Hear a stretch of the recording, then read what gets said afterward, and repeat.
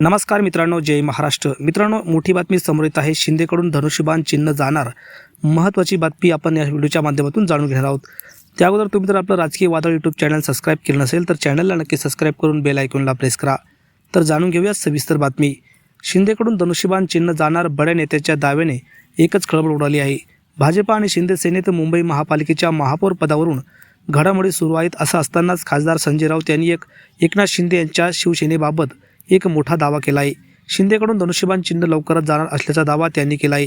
त्यामुळे राजकीय वर्तुळात चर्चांना उधाण आलं आहे. एवढंच नाही तर देशातल्या विशिष्ट खात्याची सत्ता आली तर भारतीय जनता पार्टीचे 15 तुकडे करून दाखवेन असंही संजय राऊत यांनी म्हटलं आहे.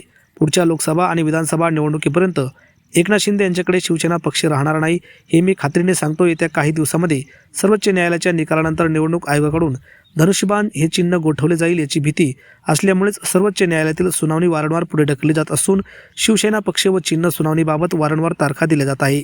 एकनाथ शिंदेंना भाजपात विलीन व्हावं लागेल अशी स्थिती येईल, कारण सत्तेचा अंबरपट्टा घेऊन कुणीही आलेलं नाही असं खासदार संजय राऊत यांनी एका मुलाखतीत बोलताना सांगितलं आहे.